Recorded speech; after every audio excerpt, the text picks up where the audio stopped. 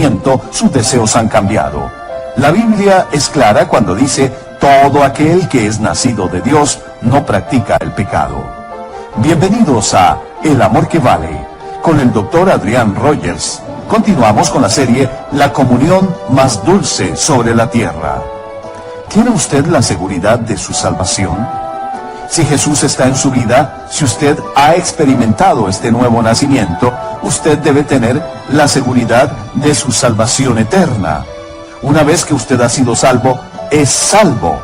Nunca más podrá ser no salvo. Y esto hará que ya no quiera pecar. El tema de hoy es la verdadera salvación. El Dr. Adrián Rogers, en la voz de Lenín de Llanón.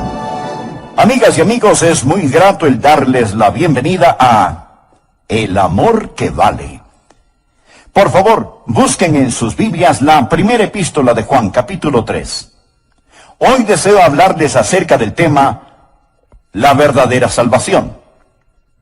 Ustedes saben que el diablo es un gran falsificador y que él les llevará al infierno, ya sea desde las bancas de una iglesia o desde los antros del pecado. De hecho, yo creo que él prefiere que usted tenga algún tipo de religión, pero no una verdadera y genuina salvación. También creo que la maldición de este siglo es que tenemos muchas iglesias llenas con paganos bautizados. Iglesias llenas de gente vacía. Personas que en realidad nunca han sido salvas. Tienen cultura, pero no tienen el Calvario. Tienen rituales, pero no tienen realidades. Tienen forma, pero no tienen fuerza. Tienen religión, pero carecen de rectitud. Y de estas cosas estaremos hablando hoy, de la verdadera salvación. Y será una llamada de atención a todos los que me escuchan, para que no sean engañados por el falsificador y sus demonios. Primera de Juan, capítulo 3, empezando en el versículo 4. Dice así la palabra de Dios: todo aquel que comete pecado, infringe también la ley, pues el pecado es infracción de la ley. Y sabéis que Él, o sea Jesús, apareció para quitar nuestros pecados, y no hay pecado en Él, o sea, en Jesús. Todo aquel que permanece en Él no peca. Todo aquel que peca no le ha visto, ni le ha conocido. Hijitos, nadie os engañe. Subraye eso, por favor. Nadie os engañe. El que hace justicia es justo, como Él, Jesús, es justo. El que practica el pecado es del diablo, porque el diablo peca desde el principio. Para esto apareció el Hijo de Dios, para deshacer las obras del diablo. Todo aquel que es nacido de Dios no practica el pecado, porque la simiente de Dios permanece en él y no puede pecar, porque es nacido de Dios. Muchas personas son engañadas porque tienen un enorme malentendido de lo que es la verdadera salvación. Así que tomaremos este pasaje de las Escrituras y lo dividiremos en 3 secciones. Veremos en primer lugar la rebelión.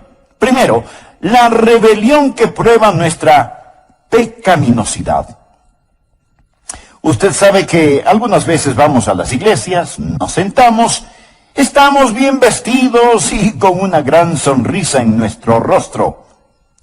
Pero Dios está mirando adentro en nuestro corazón, y ahí Dios lo que ve es rebelión. Primera de Juan 3:4. Todo aquel que comete pecado, infringe también la ley. Hay muchas definiciones de pecado en la Biblia. Aquí tal vez es la más clara y mejor. Todo aquel que comete pecado, infringe también la ley. Pecado es romper las leyes de Dios. En Romanos 14:23 leemos: todo lo que no proviene de fe es pecado. Esta es una buena definición de pecado. Santiago 4:17 dice: y al que sabe hacer lo bueno y no lo hace, le es pecado. Luego en 1 de Juan 5:17 se nos aclara que toda injusticia es pecado.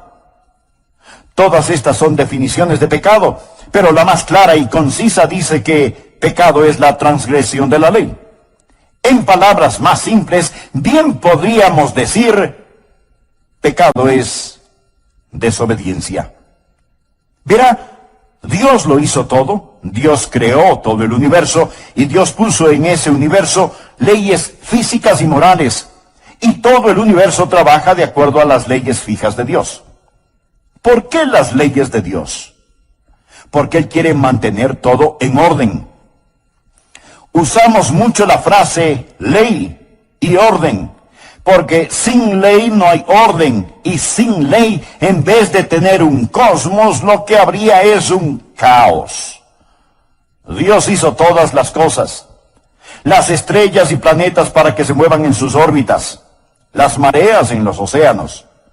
Dios hizo su cuerpo de acuerdo a ciertos principios. Estos están incluidos en la naturaleza y en el sistema moral de las cosas.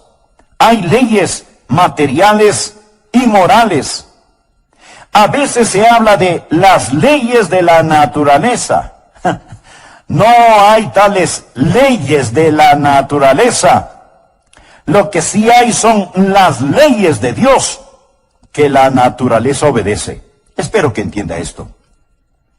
Usted sabe que hoy tenemos una generación de personas que hablan acerca de la madre tierra, pero en realidad de lo que necesitamos hablar es acerca del Padre Dios.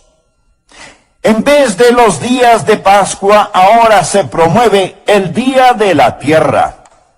Así que hay que salir y adorar al polvo. Escuche. Todo el universo trabaja de acuerdo a leyes fijas. La ley de la gravedad, por ejemplo. Si usted se lanza desde lo alto de un edificio, usted no va a romper la ley de la gravedad. Usted va a demostrarla, ¿no le parece? Pero al final de esa demostración, usted estará completamente roto. Amigo, hay en la ley de Dios leyes para aquellos que transgreden la ley de Dios. Y así como en el universo físico hay leyes, también las hay en el universo moral. Tenemos los 10 mandamientos. En realidad usted no rompe los 10 mandamientos. Los 10 mandamientos lo rompen a usted. Cuando transgrede los 10 mandamientos se convierte en pecador. El pecado hace de usted un fuera de ley. Pecado es la transgresión de la ley. Algunos dirán, ¿y por qué Dios nos dio estas viejas leyes? Estaríamos mucho mejor sin ellas. Parece que Dios es una deidad cruel y negativa allá en el cielo, inventando todas esas leyes y reglamentos para hacernos retorcer como gusanos sobre cenizas calientes, tratando de obedecerlas. No es así, mi amigo. Las leyes son para su beneficio. Si no existiera la ley de la gravedad, alguien tendría que estar constantemente alándonos del techo. Las leyes morales de Dios son para nuestro beneficio. Cada vez que Dios dice, no lo hagas, es para que no nos hagamos daño nosotros mismos. Cada vez que Dios dice, hazlo, es para que seamos felices. Recuerde que Dios no necesita nada. Él lo tiene todo. Dios hizo las leyes para nosotros. Pero el pecado es la transgresión de la ley. Y cuando pecamos, no solo que rompemos sus leyes, sino que también rompemos su corazón. Porque Dios nos ama. Ahora, en cada uno de nosotros hay un espíritu ilícito, ilegal. Algunas veces podemos esconderlo. Hay algunas personas que exteriormente son completamente rebeldes y que en forma abierta y desafiante cometen crímenes, violaciones, violencias. Las consideramos como personas fuera de la ley. Pero todos estamos fuera de la ley, porque la Biblia dice que el pecado es la transgresión de la ley y que todos hemos pecado. Por lo tanto, todos somos transgresores de la ley de Dios. No hay ni una sola persona en todo el mundo que pueda decir: yo nunca he quebrado los 10 mandamientos. Algunas veces somos muy presumidos y sofisticados en nuestra manera de vivir y pensamos que nuestros pecados no son tan pecados. Pero a los ojos de Dios, el pecado es pecado. Pudiera ser que no tengan las mismas repercusiones, pero pecado es pecado. Pecado es la transgresión de la ley. Y no me cuente acerca de las leyes que usted no ha roto. Vamos a hablar de las leyes que sí ha roto. Como sociedad, hemos tratado de hacer casi todo acerca de la desobediencia y la rebelión que existe en el mundo. Lo hemos tratado con la educación. ¿Piensa que podemos cambiar el corazón del hombre por medio de la educación? Recuerde, la Alemania nazi fue una nación muy educada. Alguien dijo que si usted toma a un hombre ignorante que está robando una sandía de un carro y lo educa, más tarde él se robará la sandía y también el carro. Se convertirá en un diablo astuto. La educación no es la respuesta. Hemos tratado la psicología pensando que tal vez si entrenamos o psicoanalizamos a las personas sería la solución. Pero aún estamos inundados de desobediencia y de rebelión. Hemos tratado con la legislatura, con la fuerza policial, con las prisiones. Y las prisiones se han vuelto una ciénaga de descontento y odio, donde crece más y más el virus del crimen. Y cuando los presos salen de la prisión, retornan a sus actividades criminales, porque el problema está en el corazón del hombre. Y aunque usted pueda someter a un hombre exteriormente, él seguirá siendo un rebelde en su corazón. Una madre tenía un hijo que no le obedecía. Así que para disciplinarlo, le dijo que se metiera en el armario o closet por un rato. Llorando y protestando, él se metió en el armario del cuarto de su mamá. Después de varios minutos, todo estuvo en silencio y la mamá se preocupó. Así que fue hasta su cuarto, se acercó al armario y preguntó: Juanito, ¿qué estás haciendo? Y Juanito le contestó: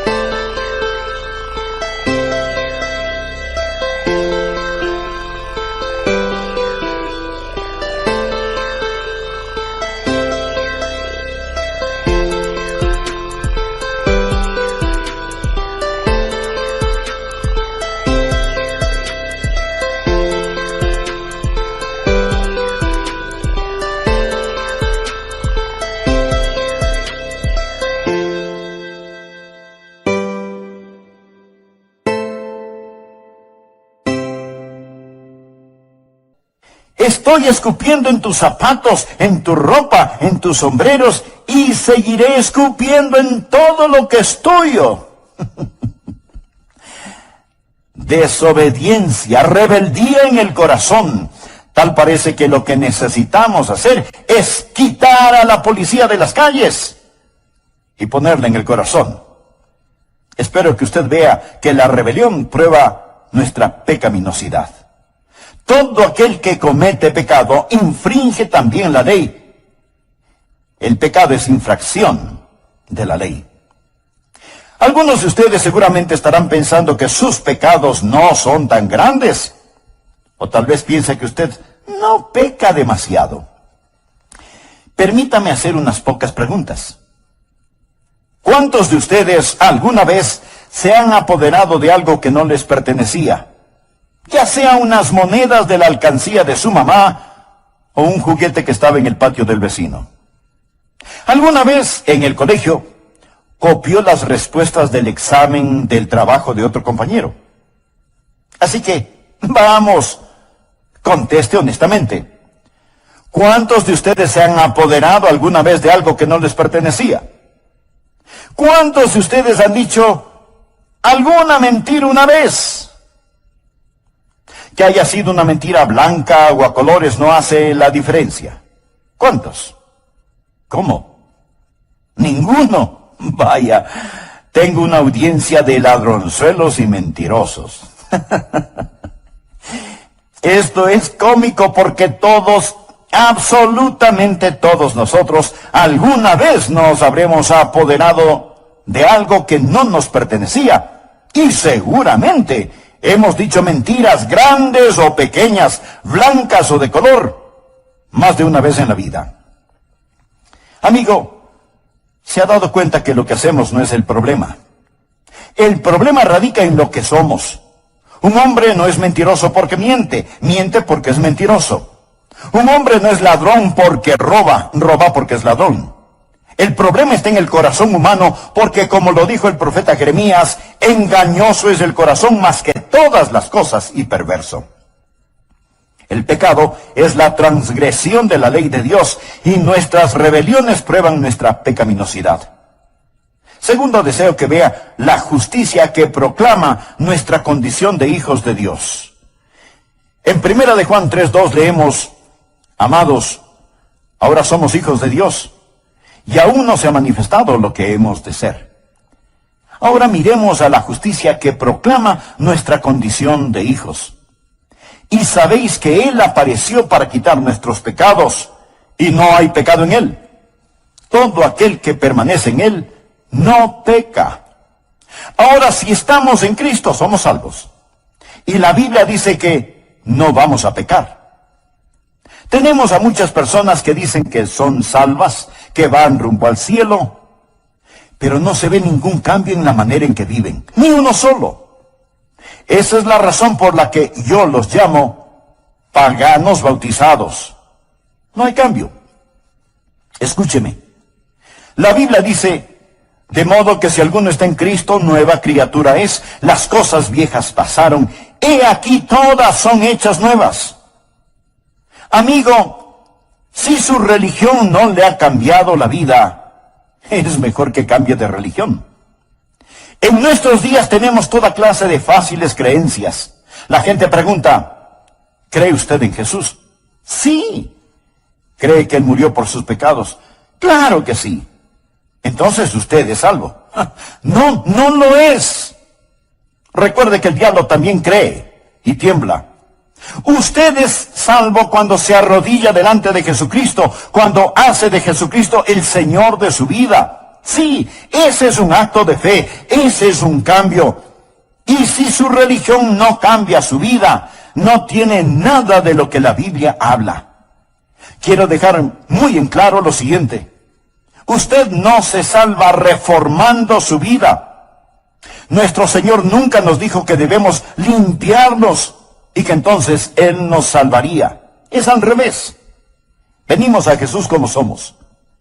Jesús no vino a salvarnos en nuestros pecados. Jesús vino a salvarnos de nuestros pecados. Veamos nuevamente 1 de Juan, capítulo 3, versículos 5 y 6. Y sabéis que Él apareció para quitar nuestros pecados, y no hay pecado en Él. Todo aquel que permanece en Él no peca.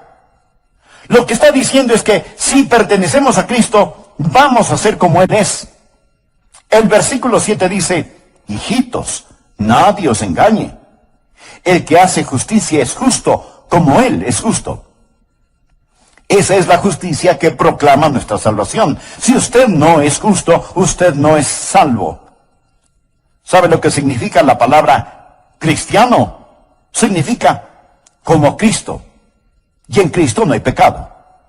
Por lo tanto, usted no puede ser como Cristo y vivir una vida de pecado. Analicemos un poco más el versículo 6 que dice: todo aquel que permanece en Él no peca. Note la palabra permanece. Significa estar en el hogar con, habitar, morar o vivir con. Si yo le digo a alguien, ven y permanece en mi casa, en realidad le estoy diciendo, ven, vive en mi casa, habita conmigo, haz de mi casa tu hogar. Permanecer habla de la unión y de la comunión con el Señor Jesucristo. La razón por la que muchas personas todavía viven en pecado, a pesar de que sean miembros de una iglesia, es que ellas han aceptado algunos credos, pero no han aceptado a Cristo. Recuerde que todo aquel que permanece en Él no peca. Ahora, esto representa un verdadero problema porque todos sabemos que nosotros como creyentes fracasamos. Por favor, présteme mucha atención. La Biblia dice, todo aquel que permanece en Él no peca. Aquí no está hablando de una perfección sin pecado. No hay nadie sin pecado y perfecto, excepto Jesús. Si en la Biblia usted estudia la vida de los santos, descubrirá que ellos pecaron. Por ejemplo, sabrá que Abraham mintió acerca de su esposa, que Moisés perdió su temperamento, que Pedro negó al Señor, que David adulteró. Los santos del Antiguo y Nuevo Testamentos pecaron y la Biblia muestra sus faltas y fracasos. Sin embargo, aquí en esta epístola de Juan nos dice, todo aquel que permanece en Él no peca. No quiero parecer demasiado técnico, pero escúcheme atentamente. En el idioma griego, esto gramaticalmente está en el tiempo presente continuo. ¿Qué significa esto? Significa simplemente que si usted es un creyente, usted no hace del pecado su estilo de vida. Otra traducción de este versículo dice, cuando un hombre habita en Él, esto es en Jesús, no practica el pecado. Otra traducción dice, no tiene un estilo de vida pecaminoso. Y aún otra traducción lo explica de la siguiente manera. Présteme mucha atención. La Biblia dice, todo aquel que permanece en Él no peca. Aquí no está hablando de una perfección sin pecado. No hay nadie sin pecado y perfecto, excepto Jesús. Si en la Biblia usted estudia la vida de los santos, descubrirá que ellos pecaron. Por ejemplo, sabrá que Abraham mintió acerca de su esposa, que Moisés perdió su temperamento, que Pedro negó al Señor, que David adulteró. Los santos del Antiguo y Nuevo Testamentos pecaron y la Biblia muestra sus faltas y fracasos. Sin embargo, aquí en esta epístola de Juan nos dice, todo aquel que permanece en Él no peca. No quiero parecer demasiado técnico, pero escúcheme atentamente. En el idioma griego, esto gramaticalmente está en el tiempo presente continuo. ¿Qué significa esto? Significa simplemente que si usted es un creyente, usted no hace del pecado su estilo de vida. Otra traducción de este versículo dice, cuando un hombre habita en Él, esto es en Jesús, no practica el pecado. Otra traducción dice, no tiene un estilo de vida pecaminoso. Y aún otra traducción lo explica de la siguiente manera. Aquel que es nacido de Dios no practica el pecado. Todo esto significa la misma cosa. No peca habitualmente, no vive en el pecado. No quiere decir que uno no pueda tropezar y caer. No quiere decir que uno no puede cometer algunos errores, porque si así fuera, Juan estaría en contradicción, porque él también escribió, si decimos que no hemos pecado, le hacemos a él mentiroso. Se contradice Juan. De ninguna manera. Lo que él está diciendo es que cuando usted entrega su corazón al Señor Jesucristo, hay un cambio radical y dramático. Y ahora, porque usted es salvo, porque tiene la naturaleza de Dios en usted, la vida cambia y no practicará el pecado en forma habitual. Aclaremos esto un poco más. Primera de Juan 2:1 dice, hijitos míos, estas cosas os escribo para que no pequéis. Pero ahora ponga atención a lo que sigue. Y si alguno hubiere pecado, abogado tenemos para con el Padre, a Jesucristo el justo. El deseo de Dios para nosotros es que no pequemos. Pero si por alguna circunstancia caemos, allí está Jesucristo, nuestro abogado. Tenemos a alguien que va a interceder por nosotros en el cielo.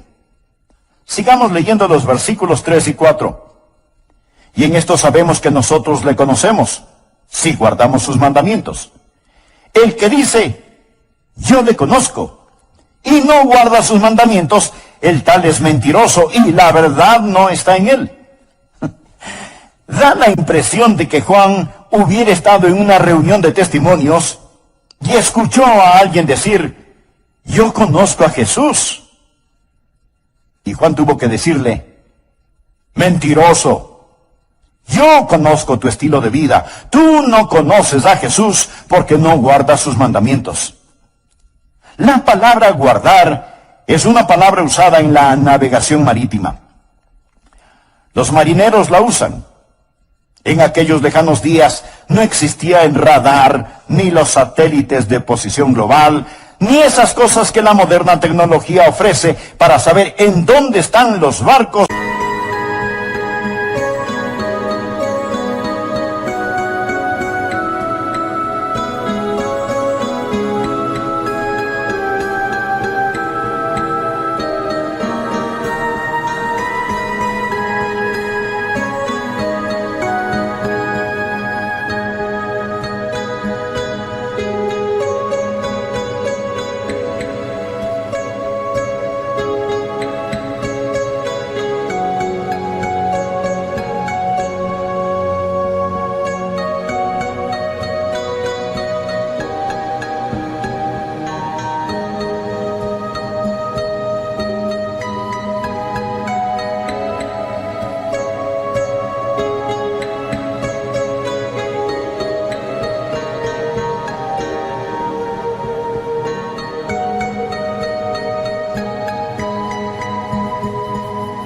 Cuando cruzan los océanos. Los marineros de entonces se guiaban por las estrellas, y las estrellas están fijas en el cielo, como las leyes de Dios son fijas.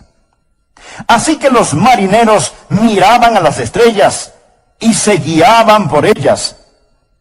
¿Y sabe cómo se referían a esto de guiarse por las estrellas? Guardar las estrellas. Guardar las estrellas. O sea, este es el curso que voy a mantener. La Biblia dice que si conocemos a Jesús, guardaremos sus mandamientos. Vamos a ser guiados, por así decirlo, por las estrellas de Dios. Vamos a guardar su palabra. Esto no quiere decir que el marinero alguna vez no se desvíe de su curso, o que haga un giro equivocado con el timón. Pero lo importante es que él tiene una guía para su vida, tiene una meta y dirección a la cual se dirige, tiene normas fijas por las cuales vive. ¿Y qué de usted? Amigo, si a usted no le importan los mandamientos de Dios, si usted vive su vida indecisa como quiere, si usted habitualmente practica el pecado, entonces usted no conoce a Cristo ni es salvo. El problema hoy en día es que muchos van a las iglesias sin haber conocido nunca a Jesús, nunca han sido salvados, y su rebeldía es prueba absoluta de su pecaminosidad. No se olvide que hay una justicia que proclama nuestra condición de hijos de Dios, de tal Padre, tal Hijo. Tercero, la redención que provee nuestra salvación.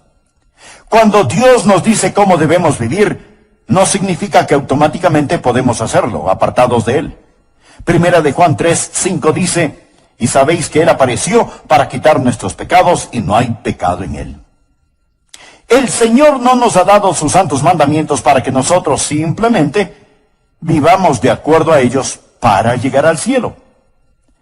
¿Qué de los pecados que ya hemos cometido? Jesús se manifestó para quitar nuestros pecados. En el libro de Levítico, en el Antiguo Testamento, leemos acerca de los machos cabríos. El sumo sacerdote tomaría 2 machos cabríos que nos representan y pondría su mano sobre la cabeza de uno de ellos, confesando los pecados del pueblo, o sea, poniendo los pecados del pueblo sobre la cabeza del macho cabrío. Luego, matarían a ese animal. Ahora, note la analogía. Ese macho cabrío representaba al Señor Jesucristo. Nuestros pecados fueron puestos sobre él y él murió en la cruz por nuestros pecados. Después tomaban al otro macho cabrío y lo llevaban al desierto. Allí lo soltaban para que no regrese nunca más. Y esto representa a Jesús, llevando nuestros pecados hasta la tumba del olvido de Dios para no ser traídos nunca más contra nosotros. ¿Cuál es la redención que provee nuestra salvación? Primero, somos redimidos de la pena del pecado. Jesús fue manifestado.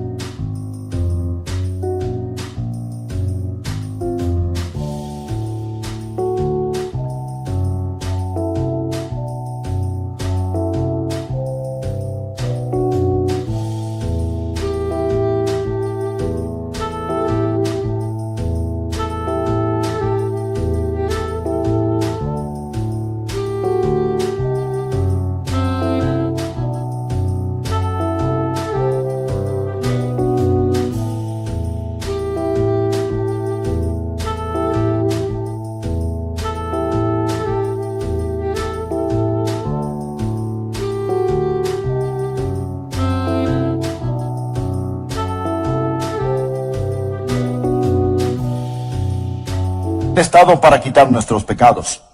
Cuando Juan el Bautista lo vio, dijo: He aquí el Cordero de Dios que quita el pecado del mundo. Pero no solo nos ha redimido de la pena de nuestro pecado, sino que nos ha redimido del poder de Satanás. El mismo apóstol Juan nos dice: hijitos, nadie os engañe, el que hace justicia es justo, como él es justo. El que practica el pecado es del diablo, porque el diablo peca desde el principio. Para esto apareció el Hijo de Dios, para deshacer las obras del diablo. Entonces, Jesús vino primero para quitar nuestros pecados y segundo, para destruir el poder del diablo. Ahora somos redimidos de la pena de nuestro pecado y redimidos del poder de Satanás. Esa es la razón por la cual Juan dice que si usted sigue viviendo como un diablo, es porque usted pertenece al diablo.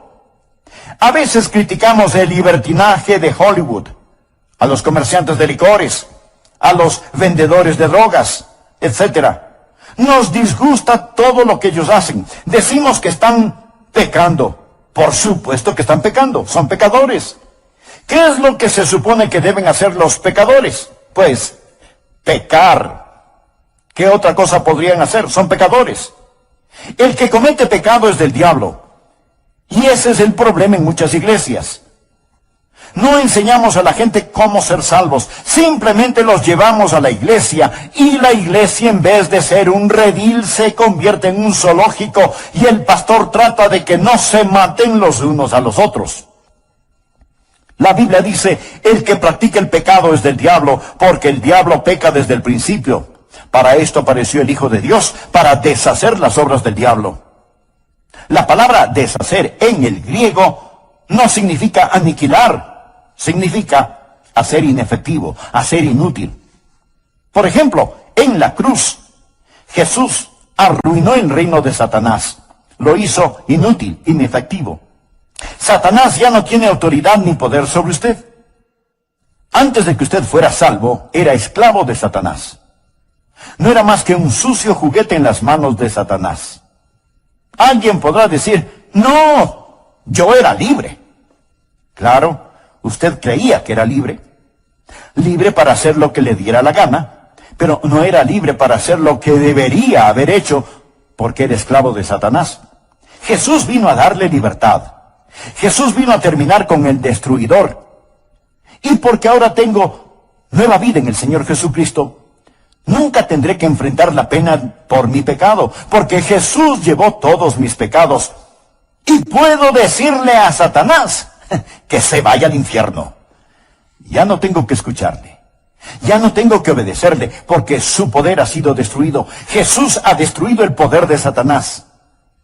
Si usted no comprende esto, mi querido amigo, no podrá vivir la vida cristiana. Le estoy hablando de algo real, verdadero. No solo de que Jesús nos libera, sino de la redención que provee nuestra salvación. Jesús no solo nos libra del poder del pecado, de la polución espiritual, del poder de Satanás, sino que también nos libera de nuestro propio ego. Primera de Juan 3:9 dice: todo aquel que es nacido de Dios no practica el pecado, porque la simiente de Dios permanece en él, y no puede pecar porque es nacido de Dios. Amigo, esto me dice que soy redimido. Soy redimido de la realidad de mi ego. Verá, si Jesús solamente me salva de mi pecado, y eso es todo, todavía tengo que enfrentarme a mí mismo. Y yo soy mi peor enemigo. Pero Jesús me ha redimido de la pena de mi pecado. Jesús me ha redimido del poder de Satanás. Jesús me ha redimido de mi propio ego. Jesús...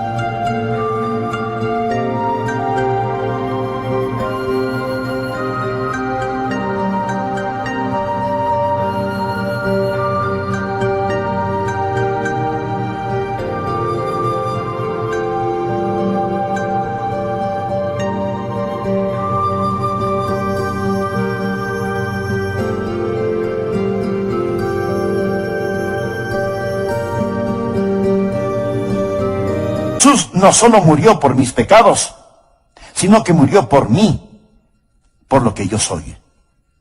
Todo aquel que es nacido de Dios no practica el pecado, porque la simiente de Dios permanece en él, y no puede pecar porque es nacido de Dios. Ahora escúcheme con atención. Cuando usted fue salvo, adquirió una nueva dinámica. Jesús la identifica como nacer de nuevo. Cuando yo nací la primera vez, tuve vida física. Cuando recibí a Jesucristo como mi Salvador personal y Señor, recibí vida espiritual. Recuerde lo que Jesús le dijo a Nicodemo: lo que es nacido de la carne, carne es. Lo que es nacido del Espíritu, Espíritu es. Todos los seres humanos tienen un nacimiento carnal. No todos los seres humanos tienen un nacimiento espiritual. Note bien lo que dice la palabra de Dios: todo aquel que es nacido de Dios. ¿Cómo es que podemos ser nacidos de Dios? Yo nací de Rosa y Arden. Ellos fueron mis padres físicos. ¿Quiénes son mis padres espirituales? La palabra de Dios y el Espíritu de Dios en el vientre de la gracia me hicieron una persona nueva. La Biblia dice: siendo renacidos no de simiente corruptible, o sea, del esperma del hombre, sino de incorruptible por la palabra de Dios. Así, la Biblia es mi Padre espiritual. Y usted no puede separar el Dios de esa palabra de la palabra de ese Dios. Ahí nací.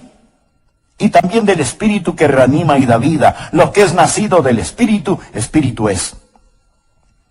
Usted toma la palabra de Dios y el Espíritu de Dios, y hay una concepción en el vientre de la gracia, y usted viene a ser una persona nueva. Y cuando usted es una nueva persona, entonces, mi querido amigo, tiene una nueva vida, tiene una nueva dinámica. Usted no dependerá en solamente el esfuerzo por hacerlo, porque hay una nueva vida que ahora es suya. Yo era apenas un jovencito cuando recibí a Cristo en mi corazón. Nací de nuevo. Tuve una nueva dinámica, y porque tuve ese nuevo nacimiento y dinámica, tuve nuevos deseos. Mire la segunda parte del versículo 9. Todo aquel que es nacido de Dios no practica el pecado. ¿Por qué? Porque la simiente de Dios permanece en él. ¿Pero qué significa que la simiente de Dios permanece en él? Permítame explicarlo. La simiente de mi padre está en mí. Yo soy un Rogers. Si usted viera a mi padre y me viera a mí, reconocería que soy el hijo de Arden Duncan Rogers, porque su vida natural está en mí. Cuando me salvé, nací de nuevo, no de simiente corruptible, sino de incorruptible, por la palabra de Dios. Ya hay el principio de la vida divina que está en mí. Y ese principio me da no solamente una nueva dinámica, sino también nuevos deseos. Una traducción dice, la naturaleza de Dios habita en la persona nacida de nuevo. ¿Cuál es la naturaleza de Dios?